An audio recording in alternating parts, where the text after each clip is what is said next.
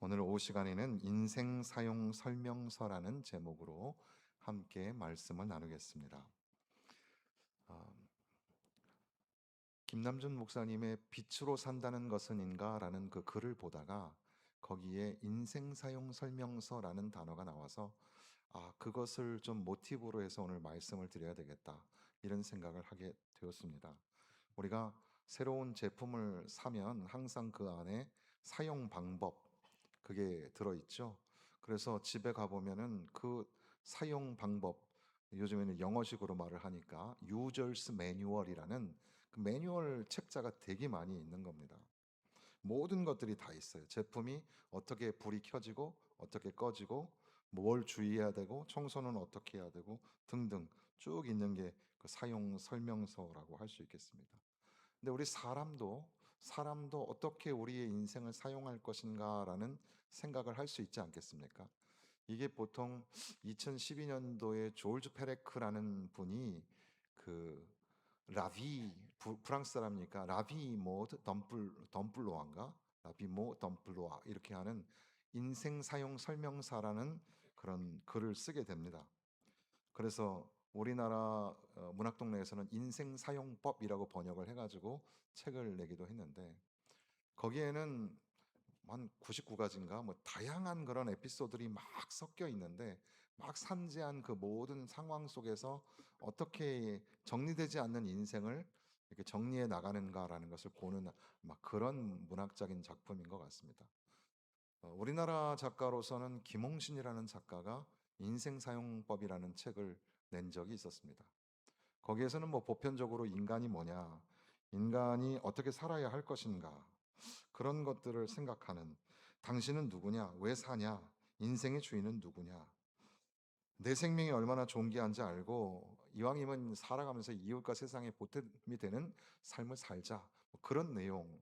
그게 이제 인생 사용 설명서. 요즘에는 그 당시에는 굉장히 탁월한 단어였는데 좀 보기 드문 단어였는데 요즘에는 뭐 몸 사용법에서부터 시작해서 다 있잖아요. 요리도 마찬가지죠. 레시피라는 말을 쓴 적이 그렇게 오래되지 않습니다. 그래서 어떻게 만드는가.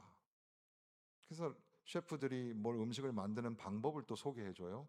근데 더 재밌는 건 요즘에는 어떻게 먹는 것도 가르쳐 줘요. 막 먹으면 안 돼요? 근데 뭐 요렇게 먹고 여기다 뭘 얹어서 먹어야 맛있다나 뭐래나. 그 다 설명서가 있더라는 거죠. 이 사도행전 2장 아니 에베소서 2장 10절의 말씀을 보면 우리 인생에 관하여서 좀 돌아볼 수 있는 시간이 되는데 우리는 그의 만드신 바라. 우리가 뭐 냉장고나 뭐 자동차나 뭐 제품이나 뭐 그런 뭐 기계 이런 건 아니지만 그리고 또 그런 기계적인 차원에서 누구랑 결혼해야 되고 뭐 어떤 직장을 가져야 되고 어떤 지역에 살아야 되는지 뭐 이런 걸 가르쳐 주는 건 아니지만 그럼에도 불구하고 이 땅에 하나님이 지으신 우리 인간이 유한한 인생을 살다가 하나님께로 갈 텐데 이 땅에 사는 날 동안 우리는 어떻게 인생을 살아야 할 것인가? 그냥 뭐 되는 대로 셀라비라는 뭐 그게 인생이지 그냥 뭐 사는 거 아니야? 이렇게만 하기에는 우리의 시간이 너무나 소중하지 않은가? 우리는 그의 만드신 바라라는 말 속에서 먼저 생각하게 되는 것은 포이에마라는 말입니다. 포이에마가 출판사 이름이기도 하지만 여기에 나오는 만드신 바라라는 말이 포이에마입니다. 이건 누군가의 작업을 통해서 만들어진 작품이라는 그런 뜻이에요. 그래서 이 포이에마에서 포임이라는 시라는 영어도 나오기 때문에 이 어원적으로 연결해서 우리는 하나님의 시다 이렇게 표현하기도 하는데 단지 그 문학에서의 시만 우리 인간이 아니라 우리 인간은 하나님의 걸작품, 예술가이시고 창조자이신 그래서 아티스트는 창조성을 갖는 사람을 의미하죠. 그래서 체육이나 미술이나 음악이나 뭐 모든 다양한 계통의 예술가들은 하나님의 창조성을 어, 발굴해서 드러내는 사람이라고 할 수 있겠는데 창조자이신 그 예술가, 그 하나님께서 우리를 지으셨다. 우리는 하나님의 걸작품, 하나님의 작품이라. 그게 바로 그의 만드신 바라. 포이에마라는 말이죠. 우리가 어떤 그림을 그릴 때에 캔버스도 중요하고 또 거기에 이제 올려지는 그 배경이 뭔지 또는 물감을 어떤 걸 썼는지 그리고 어떤 브랜드 거를 썼는지 이것도 굉장히 중요하거든요. 그래서 그렇게 막 만들었다고 해서 만들어진 작품을 보고 이거 어디 산 물감으로 그린 거야 이렇게 얘기하진 않죠. 그 그림을 보고 우리는 이건 누가 그린 그림이야, 누가 만든 작품이야, 누가 쓴 글이야 이렇게 말을 하죠. 그러니 그 작가, 그 창조자로, 예술가로 우리를 지으신 하나님, 그 하나님이 굉장히 중요한 거죠. 그래서 우리의 인생은 하나님의 걸작품이다. 하나님은 창조자이신데 그분이 나를 만드셨다. 이게 얼마나 멋있는 일인지 모릅니다. 우리는 우리 스스로 우리의 가치를 증명하는 게 아니라 하나님이 계시기 때문에 하나님 때문에 우리는 존귀한 가치를 갖게 되는 겁니다. 왜냐하면 하나님이 우리를 버려두시지 아니하고 사랑하셔서 하나님의 아들이신 예수 그리스도 독생자를 내어 죽게 하시기까지 우리를 사랑하여 주시는, 그러니까 우리는 한번 만들고 폐기 처분하는 하찮은 작품이 아니라 하나님에게는 너무너무 소중한 작품이라는 겁니다. 작가들도 가만히 보면 자기가 그 애착을 가지고 있는 작품들이 있어요. 그림이나 글이나 뭐 영화 배우나 감독에게도 자기에게 가장 소중한 작품. 그래서 보통 그 싱어송라이터들한테, 가수들한테 당신의 노래 중에, 당신이 만든 노래 중에 제일 마음속에 있는 최고의 베스트 송은 뭐냐 이런 질문을 많이 하는 이유는 수백 곡의 곡이 있어도 소중한 노래가 있고 소중한 작품이 있더라는 거죠. 우리 인간은 온 세상이 하나님의 작품이지만 인간은 하나님이 만드시고 보시기에 심히 좋았더라. 하나님이 너무너무 좋아하시는, 어린아이들은 어려서부터 부모의 사랑을 받고 자라나는데 우리 아이들에게 우리가 잘 아시는 것처럼 야, 옆집 애보다 잘해야 돼. 너 옆집 애보다 못하면 안 돼. 그게 아니라 너는 하나님의 특별한 사람이란다. You are special. 너는 하나님의 특별한 아이란다. 하나님이 존귀하게 생각하는 아이란다. 우리는 우리 아이가 하나님의 선물이라는 것을 믿음으로 고백하지만 실제 자녀 교육을 할 때는 내 작품인 걸로 착각을 하죠. 그래서 어려서부터 어린이집 유치원 때부터 시작해가지고 고등학교 대학 들어갈 때까지 우리가 다 작품을 만들죠.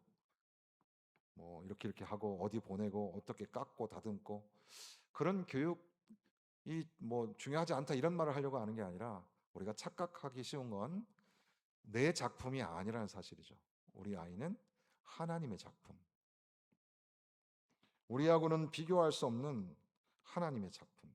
그러니까 우리 어린아이들도 인생 사용법을 배워야 되겠죠. 학생들이나 청년들도 마찬가지입니다. 좋은 대학, 좋은 직장, 결혼, 경제적 안정.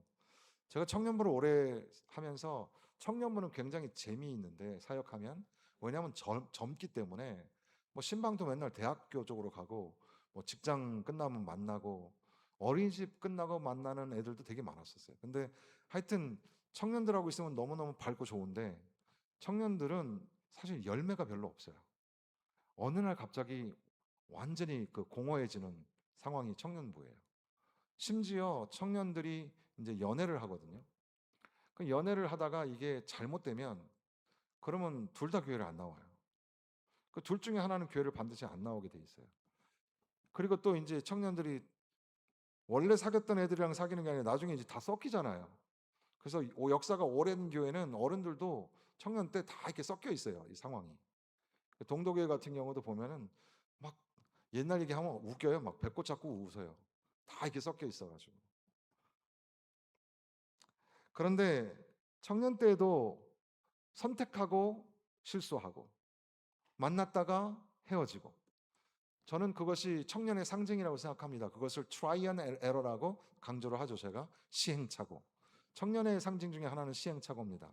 실패한 게 잘했다 이런 말이 아니라 실패할 수 있다는 거예요. 그게 청년의 특권인데, 그런데 우리가 청년들이 잘못 알고 있는 것은 세상에 나는 던져진 존재고 나는 무언가를 선택해야 되고 나는 살아남기 위해서는 뭐 이렇게 해야 돼. 아무리 돈 벌어도 나는 방법이 없어. 이거 비트코인밖에는 할 게 없어. 뭐 이런 식으로 자기 스스로 선택하기 쉬운데 사실 그 청년들은 누구의 작품이죠? 하나님의 작품이에요. 그러니까 내가 나 스스로의 가격을 매기지 말고 우리는 예수님 안에서 하나님의 작품이라는 겁니다. 중년에 지금 저희 또래 이상으로 되시는 분들, 60세, 50대, 60세 되시는 중년의 분들도 그래도 한 30대에는 뭔가 할 수 있을 것 같았는데 지금 우리가 깨닫는 건 뭐냐면 인생 뜻대로 되는 게 하나도 없구나라는 거죠. 정말 돌아보면 열심히 산 것밖에는 없습니다. 열심히 돈 벌어서 빚 갚고 그리고 산 거예요. 돌아보니까 자녀도 나를 인정하지 않지. 부모님을 어떻게 모셔야 될지를 모르겠고 나는 지금까지 뭘 위해서 살아왔나? 우리의 눈물은 뭐였고 우리의 실패는 뭐였나? 여러분 그래도 우리는 하나님의 작품입니다. 너무 실망하지 마세요. 우리는 하나님에게 존귀한 작품이라는 사실이죠. 노년에 계신 우리 부모님들을 생각하면 또 한편 이제는 몸도 그렇고 뭐 어느 자리에도 나를 껴주지 않는 거죠. 그러니까 폐기 처분 대상자처럼 느껴지는 겁니다. 걷지도 못하지. 할 수 있는 일도 줄어들지. 다른 사람 도와서 세상에 내가 옆 사람 손잡고 지팡이 들고 다닐 줄 생각도 안 했다니까요. 그런데 어쩔 수 없어요. 생산성이 떨어지는 사람을 뒤로 밀어내는 게 세상 아닙니까? 그러니까 나는 뭐 이제 뭐 교회에서도 세상에서도 뒷방이지 뭐. 그러나 그렇지 않아요. 여기 계신 우리 모든 어른들, 우리 장로님, 권사님, 집사님 한 분 한 분은 하나님의 특별하신 작품이에요. 하나님이 직접 만드신 아름다운 작품, 하나님이 보시고 심히 좋았더라 하신 귀한 작품이라는 사실입니다. 이 10절까지 오는 동안 에베소서에는 이런 내용들이 있습니다. 그는 허물과 죄로 죽었던 너희를 살리셨도다. 이것을 인생 사용 설명서, 우리가 전자제품 하면은 전원을 키듯이 우리가 전원이 켜진다는 걸로 좀 은유를 해보면 우리가 어떻게 전원이 켜질 수 있을까? 바로 허물과 죄로 죽었던 너희를 살리셨도다. 하나님이 우리 불을 켜주신 거예요. 우리는 쓸모없는 존재가 아니라 하나님이 죽었던 우리를 살리셨다는 사실이죠. 우리에게 있는 연약함 그리고 허물과 죄로 우리는 더 이상 하나님 나라에 들어갈 수 없는 그런 존재였는데 하나님께서 친히 그 가운데 행하셔서 그래서 죄와 허물로 죽었던 우리를 살려주시고 이어서 긍휼에 풍성하신 하나님은 여기 나오는 하나님은 우리를 그냥 심판하시고 버려두시는 분이 아니라 그래서 영어에는 그러나 하나님이 이렇게 되어 있는데 하나님이 우리를 사랑하여 주시고 친히 개입하셔서 심판받아 마땅한 우리를 사랑하여 구원하여 주셨다. 허물로 죽었던 우리를 살려주셨다. 그러니까 인생의 소망은 그러나 내가 다시 일어나리라 이게 아니라 그러나 하나님이 나를 살려주셨다 이겁니다. 하나님이 나를 살려주셨다. 오늘도 우리는 생과 사의 갈림길 속에 있죠. 언제 우리가 쓰러질지도 모르는 상황 속에 있습니다. 살고 죽는 것 우리 선택대로 되지 않죠. 하나님 손 안에 있는 줄로 믿습니다. 하나님 손 안에 있는 저와 여러분 우리 모두는 하나님 앞에 존귀한 사람들입니다. 나이가 많다고 빨리 하나님께로 가는 것도 아니에요. 나이가 어려도 하나님께 빨리 갈 수도 있어요. 우리는 순서도 몰라요. 그러나 아, 인생 허무한 거구나, 쓸데없는 거구나, 이게 아니라 하나님은 우리를 존귀한 작품으로 만드셨다는 사실입니다. 그런데 우리를 왜 그렇게 만드셨냐 하면 10절 말씀해 보니까 예수 안에서 선한 일을 위하여 지으심을 받은 자라. 선한 일을 위하여 지으셨다라고 말씀합니다. 그러니까 뭐 착하게 살아야 돼, 봉사하고 뭐 신앙생활 잘하고 살아야 돼, 그런 의미로 우리가 축소해서는 안 되고, 하나님이 우리에게 맡기신 일, 하나님이 우리를 선하게 지으셨으니 우리도 이 땅에 살아가면서 선한 일을 하면서 살아가는 존재가 되어야 한다는 겁니다. 그러니까 도덕과 윤리를 잘 지켜야지 구원받는 게 아니라, 우리가 이미 그렇게 지어졌기 때문에 우리는 하나님의 선하심을 위하여 지으심을 받았습니다. 하나님의 작품으로 지으심을 받았으니까. 결국 우리가 과연 성숙한 인간이 된다는 건 뭘까? 그것은 하나님의 선하심을 이 땅에 실현하고 하나님께로 돌아가는 거죠. 과연 나는 하나님의 선하심을 위해서 살아가고 있는가? 하나님의 선하심, 성경의 가장 굵직한 주제 중에 하나가 여호와는 선하시다입니다. 하나님은 선하시다. 그래서 우리는 God is so good, 좋으신 하나님, 좋으신 하나님 이렇게 부르죠. 그게 바로 하나님의 선하심인데, 신학적으로는 우리를 선하신 일을 위하여 지으셨다. 우리가 무슨 일을 위하여 살아가고 있는지,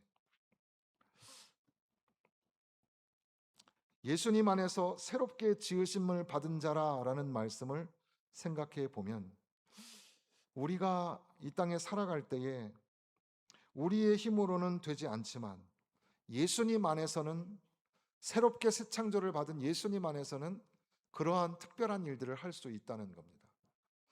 아유, 그거는 못할 것 같은데요, 라는 게 우리 인생에서 많이 배우지 않습니까? 그런데 지금 말하고 있는 이 선하고 착한 일은 우리가 할 수 있을 것처럼 생각하지만, 사실 이런 일들도 우리 인간은 해내기가 어려워요. 착한 일 한번 하는 게 쉬운 게 아니라는 겁니다. 그래서 칸트 같은 사람은, 칸트는 기독교인이 아니죠. 그렇지만 그 사람이 말한 그 도덕 정언 명법이라는 것이 뭐냐 하면, 우리가 육교를 지나가다가 거지를 만났는데 거지한테 구제를 해요. 근데 적선을 하는 것이 정말 마음에서 우러나왔는가, 아니면 내 위치 생각해서 다른 사람들 보니까 했는가에 따라서 그 진짜가 아닐 수도 있다라는 거죠. 그 진짜 양심에 그 우러나오는 그런 일을 했느냐라는 걸 묻는 질문이 칸트의 존재론이거든요. 근데 오늘 우리들도 역시 마찬가지로 봉사도 하죠. 뭐 여러 가지 착한 일도 합니다만은, 그러나 과연 하나님의 선하시는 일을 이룰 수 있는 존재인가? 거기에 그러기에는 우리는 너무나 미약한 존재라는 사실입니다. 근데 아들이신 예수께서 우리를 위하여 죽으시고, 우리가 이제 예수 안에서 새 사람이 되고, 그래서 예수 그리스도를 통해서 우리가 이제 선하심을 위하여 다시금 창조된, 새 창조라고 우리가 부르는데, 다시금 창조된 하나님의 지으신 피조물이라는 사실입니다. 그런 의미에서 오늘 내 인생을 어떻게 살 것인가를 다시 한번 생각해 봐야 합니다. 인생 뭐 로망, 나 앞으로 죽기 전에 이거 해보고 싶어, 저거 해보고 싶어, 뭐 먹고 싶어, 이런 거 있으시죠? 네. 그런 거를 다 이룬 사람이 사실 뭐 많지는 않겠습니다. 그리고 정작 그 꿈을 이루려고 가가지고 제대로 못하는 경우도 있어요. 제가 새벽 예배 시간에 잠깐 말씀드렸는데, 최근에 제가 인도네시아 마나도 갔다가, 거기가 이 스킨스쿠버, 수중 다이빙의 3대 성지 중에 하나예요. 근데 배를 타고 우리는 다 스노우클링만 하잖아요. 얼굴만 받고 열대어 보는 걸 하는데, 그것도 힘들어요. 이거 구명조끼 입고 들어가서 물에 있는 것도. 근데 거기 있는 사람들이 아주 싼 가격에 6만 원인가 8만 원에 이거 뭐죠? 산소통 메고 납덩이 메고 밑으로 내려가 가지고 큰 거북이 잡고 다니는 거 이거를 해주겠다는 거예요. 그럼 제가 제 인생에 해보고 싶은 거, 제 꿈을 아시면 여러분들 막 웃겨 죽으실지 모르는데 제 꿈 중에 하나는 뭐 히말라야는 못 올라갈 거고 히말라야 네팔 앞에 국수집 차리는 게 꿈이에요. 뭐 그런 게 몇 가지 있는데 그 중에 하나가 이 수중 다이빙이에요. 제 꿈 중에 하나가. 물속에 들어간다는 것 자체가 참 그런데 너무 좋은 기회가 코앞에 왔는데 제가 했을까요? 못했을까요? 못했다니까요. 왜? 무서워서. 정작 하려니까 제 몸 상태가 안 좋다는 걸 느끼는 거예요. 그런데 저랑 나이 똑같은 삼일교회 그 이동혁 장로, 이 장로님은 자원해가지고 하는 거예요. 저보다 한 살 어린 황원택 목사, 부석인 목사님도 들어간 거예요. 둘이. 물론 들어가서 막 귀가 찌릿찌릿하니까 막 급하게 올라오기도 하고 했지만 그래도 그 안에 들어가서 거북이 등도 만져봤대요. 막 사실인지 아닌지 모르지만 네. 과연 우리 인생 어떻게 살아야 할까? 뭘 해보면 좋을까요? 정말 뭐 맛있는 거 한번 먹을까요? 아니면 정말 못 가 볼 때 한번 가면 그거 꿈 내 인생 다 잘 산 걸까요? 다시 한번 이 말씀이 우리 안에 명징하게 들어와야 할 것은 우리는 예수님 안에서 선한 일을 위하여 지으심을 받았다는 사실입니다.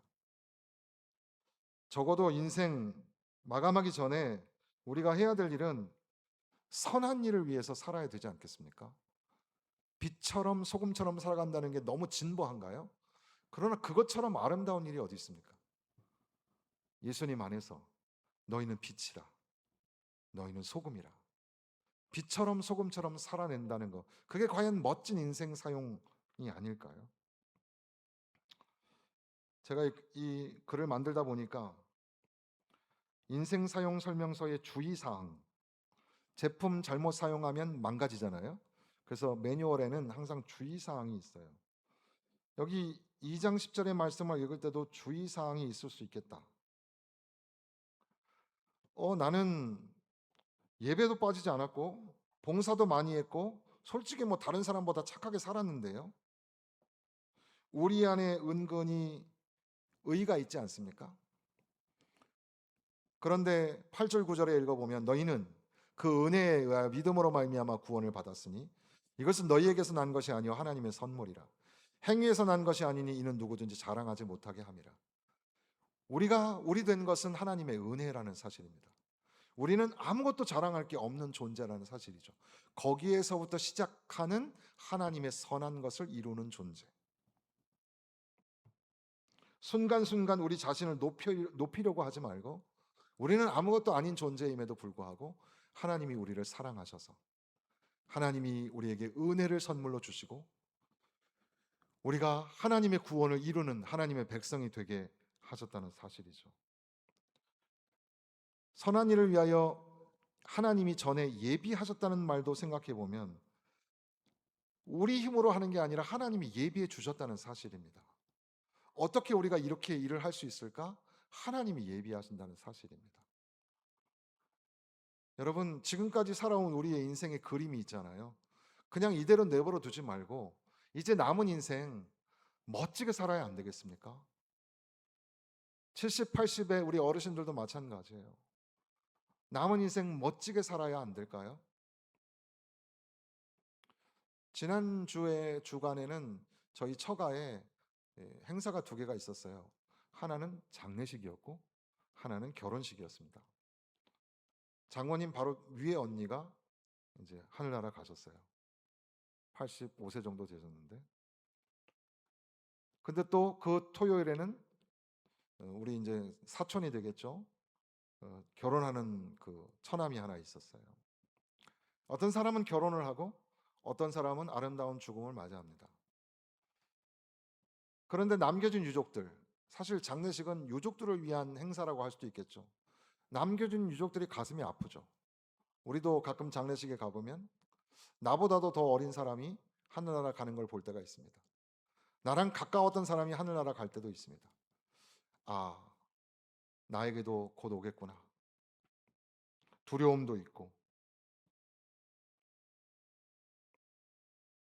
그런데 하나님이 우리를 이 땅에 보내실 때 하나님의 예비하심이 있었으며 우리를 선하시는 일을 위하여 우리를 지으셨고 그 일을 하나님이 예비하셨다.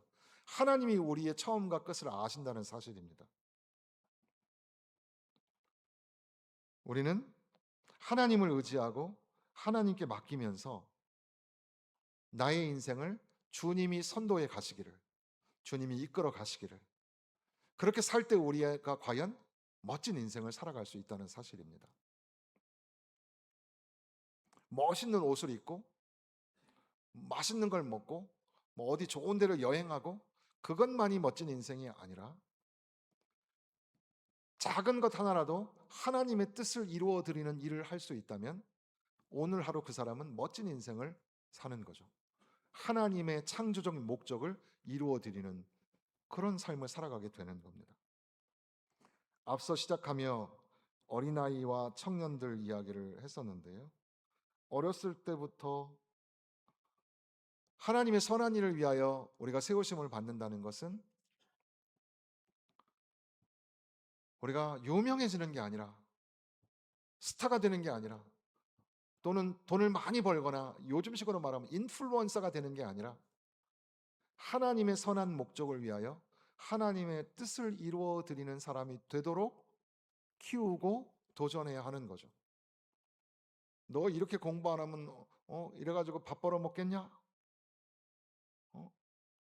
꼬리가 되면 안 되지, 머리가 돼야지. 우리 항상 그거 아니에요? 돈 많이 벌어라. 그래도 우리보다는 잘 살아야 안 되겠냐? 그거잖아요. 과연 그게 하나님이 기뻐하시는 일일까?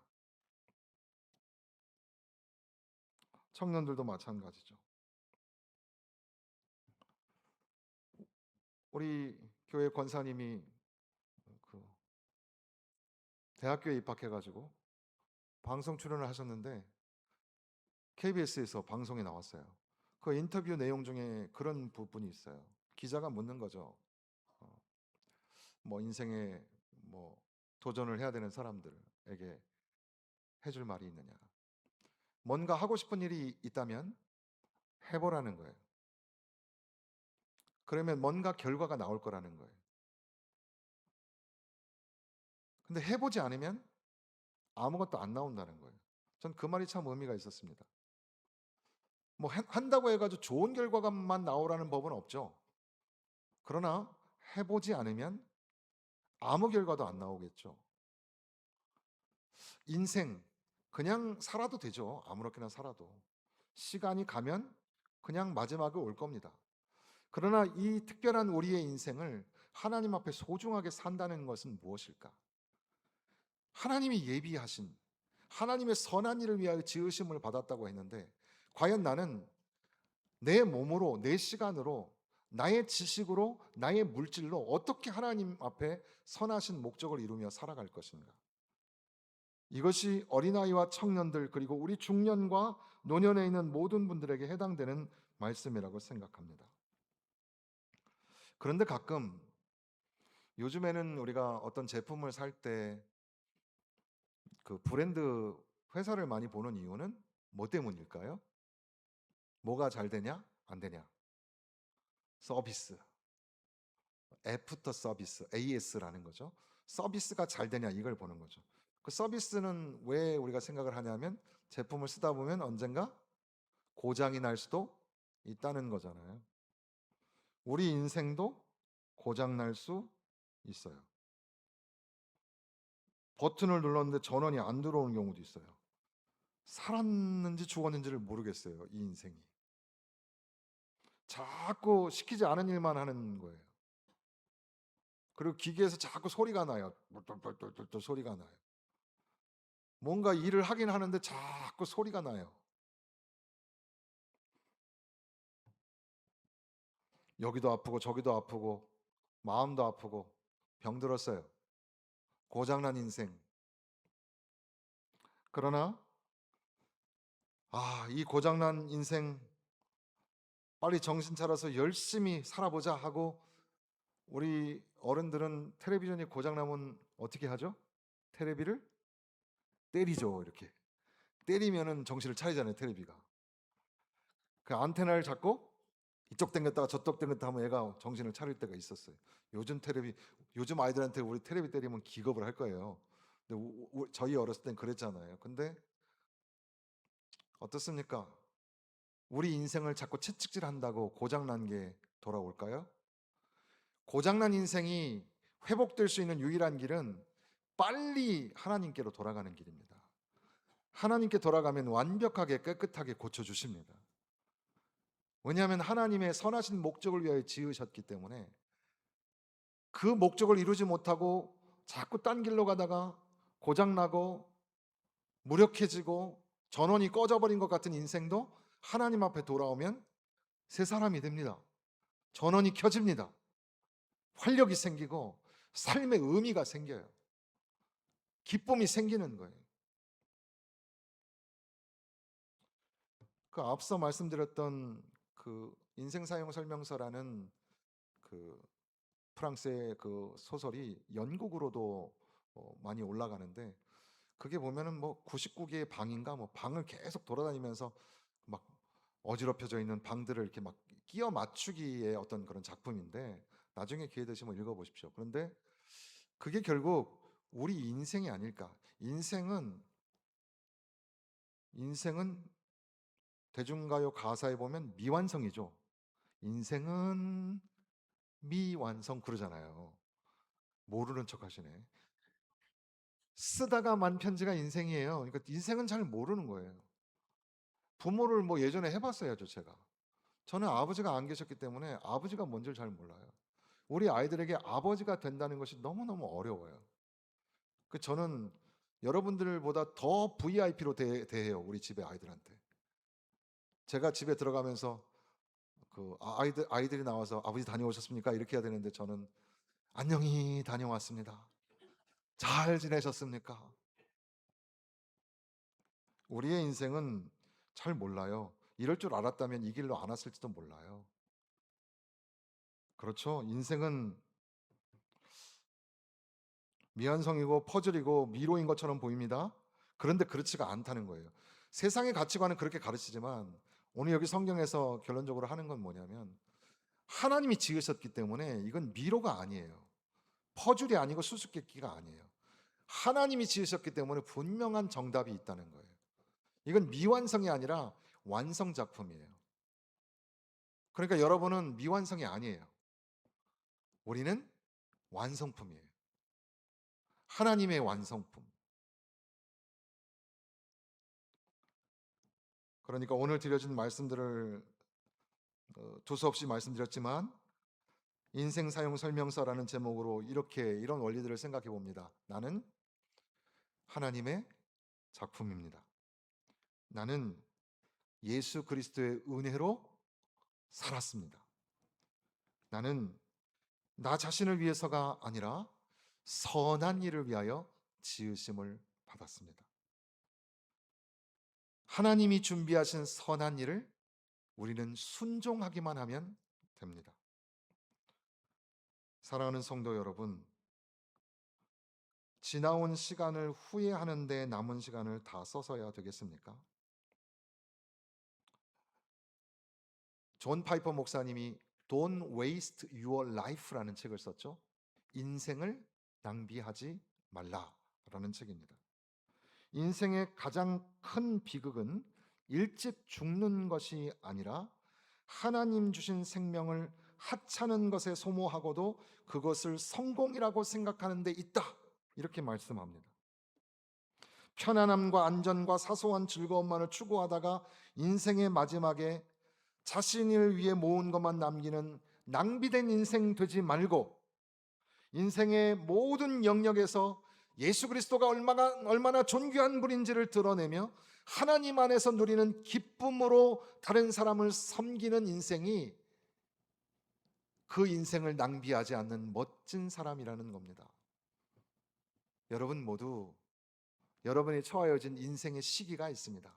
노년과 중년, 청년과 어린아이 시기가 있는데, 여러분에게 주어진 이 특별한 인생 낭비하지 말고 하나님의 걸작품답게 멋진 인생 사시기를 부탁을 드립니다.